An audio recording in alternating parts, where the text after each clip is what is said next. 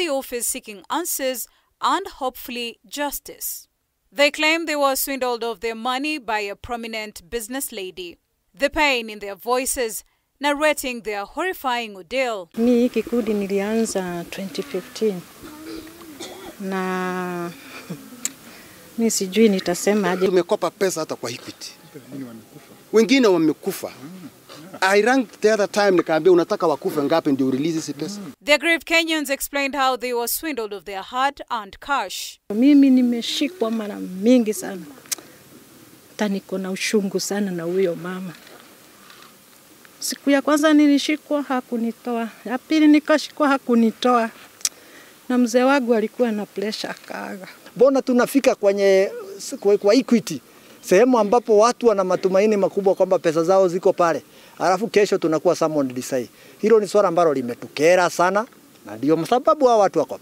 Upon getting audience with the county commissioner's office, the DCC Josiah Odongo clarified that the case had not been officially reported. Yale viongozi wenu wamesema hapa haijakuwa reported kwa ofisi ya DCI.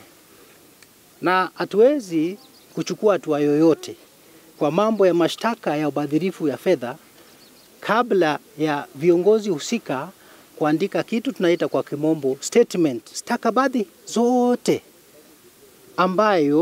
ambazo zinaweka nguvu yale mnasema kwa mdomo. Kwa mfano, mlichanga pesa kwa ile shirika. Je, kuna evidence? We have evidence.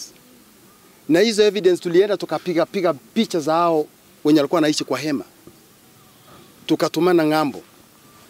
Unaona? Tukatumana ngambo huko kwa huyo msungu. Yeye akiforward. Na tukaona imeandikwa kwamba received. A CPO was registered to 25,000 to be a member. Hiyo kikundi cha CPO iwe member ya Upendo Welfare. You pay 25. Na hizo pesa zote zilikuwa zinatoka kwa hawa. Pesa ikawa imetoka saa hizi. Mtu anasema ni mali yangu. It is mine. Even as the government assured the residents of proper investigation, Kenyans have been advised to conduct due diligence in their day-to-day businesses. Milia Kisinya, K24 TV.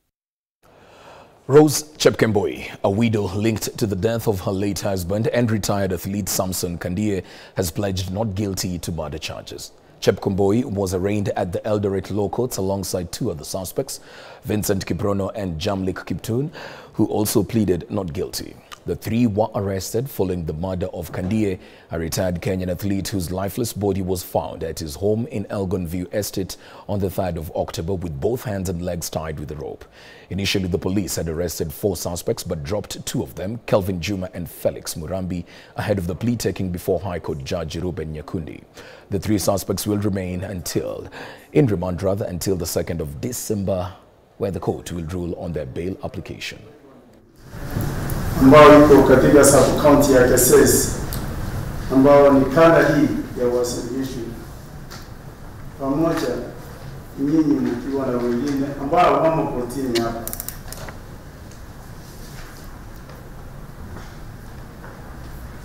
Kinyume ya sheria mlisababisha kifo ya Samson Kandie. Rose Chepkemboi Rotich, unasema nini? Unasema nini?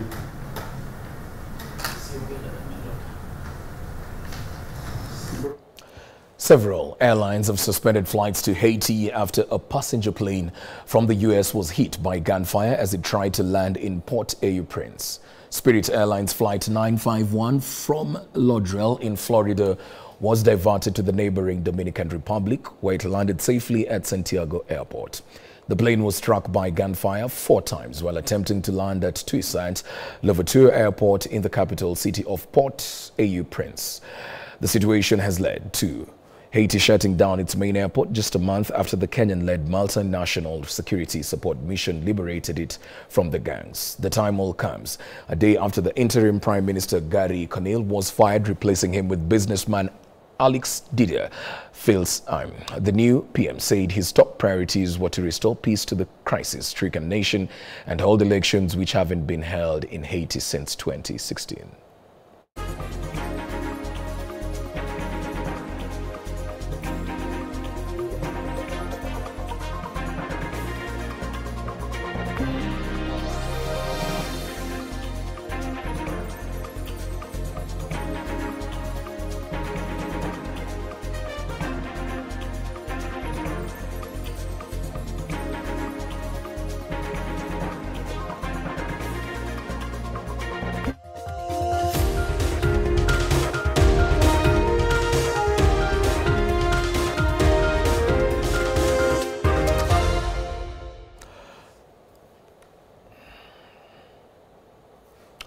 Well, let's now have a look at some business news. Equity Group's 9-month profit after tax grew 13.1% to 40.9 billion, with regional subsidiaries accounting for 51% of the profit before the period. According to the group's Q3 results, the group also registered robust top-line growth, with interest income growing by 13% to 125.9 billion from 111.1 billion during the period under review. Despite the high inflation and interest shocks, which saw returns to customers in the form of interest expense grow 18% to 45.3 billion from 38.5 billion, non-funded income continues to grow steadily, increasing by 2 billion and yielding a total income growth of 8%. Further, Equity Group revised its bank reference rates for its customers as part of its fresh review. Equity Group's Managing Director and Chief Executive Officer, Dr. James Mwangi, made the revelation in a statement issued to the press during the bank's 2024 Q3 investor briefing. Additionally, the group's continued investment in modernizing its technology infrastructure, coupled with high inflation, has also seen its expenses, excluding provisions, increase by 19%.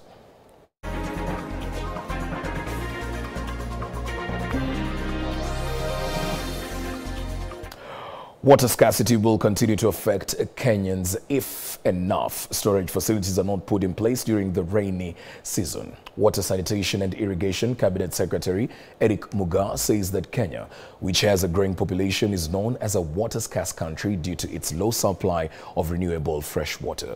The CS has announced plans to construct 500 water pans across the country in order to tap into the ongoing short rains currently being experienced in the country. Linda Koske with that story. Global warming, water pollution, population growth, urbanization and poor management of water resources have aggravated the issue of the water crisis in the country. The water scarcity situation has worsened in most developing countries due to rapid population growth. Storage does not match the population growth. The recommended is above 2,000. So we are way off the mark. Based on the present water demand and the future national development plans, Kenya would face a huge gap between water demand and the available water supply in the years to come. The Kenya is expansive, and more than 83% of this country is arid and semi-arid.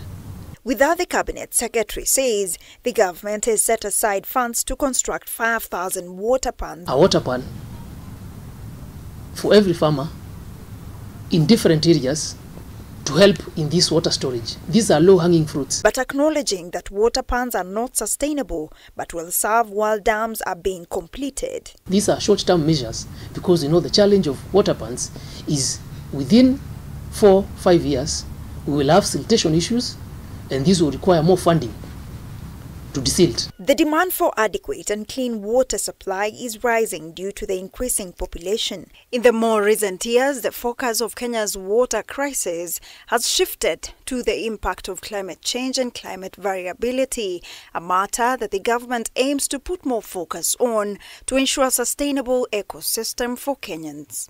Linda Koske, K24 TV. Well, that's it in the world of business, but just to mention, Social Health Authority CEO, that is Elijah Washira, has been suspended for a period of 90 days. This is to allow for investigations into a possible misconduct of his position, and the authority and his colleague, that is Robert Ingasida, who currently serves as the Director of Financial Services, has been appointed on an acting capacity and moving forward will serve as the acting CEO of the Social Health Authority. We now want to take a break at this point. We'll be back with some sports news in a short while.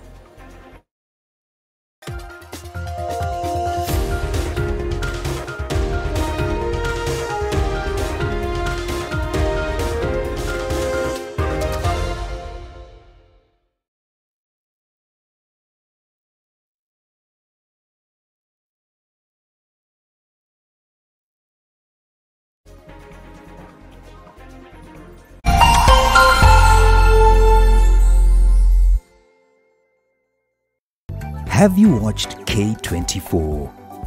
We would love to hear from you. Send us your feedback on what you like and what you don't like and why.